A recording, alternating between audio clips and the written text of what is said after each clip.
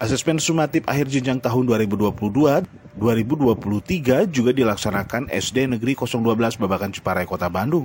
Sekolah menyiapkan dengan tertib.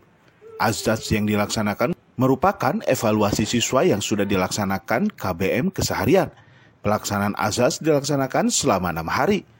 Jadi asesmen sumatif akhir jenjang yang dilaksanakan di sekolah kami, khususnya SD 012 ini, sebenarnya tetap aja mengacu pada dasar penilaian atau asesmen untuk mengevaluasi apa yang sudah siswa lakukan atau sudah siswa dapatkan dari sekolah kami. Tentu saja diambil dari segi kognitif dan juga sikapnya juga.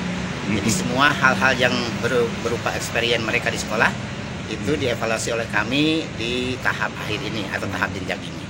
Pelaksanaan sesuai dengan jadwal dari dinas, kami untuk ini di 2 season kan, dimulai dari uji prakteknya, kemudian dilaksanakan dengan uji tulisnya atau yang disebut dengan asesmen sumatif akhir jenjang ini.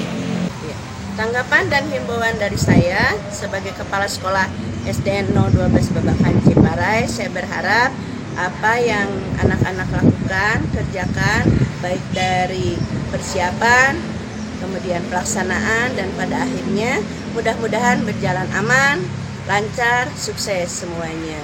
Begitu pula dengan guru-gurunya juga bisa melaksanakan pengawasan, pelaksanaan ASAJ ini dengan penuh tanggung jawab.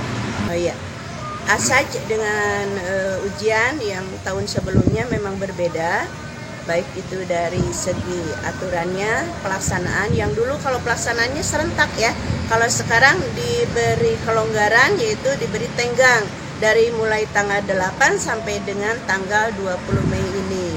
Jadi boleh sekolah menentukan sendiri tanggal pelaksanaannya. Widi Herian mengabarkan, Hades TV, Kota Bandung, Jawa Barat.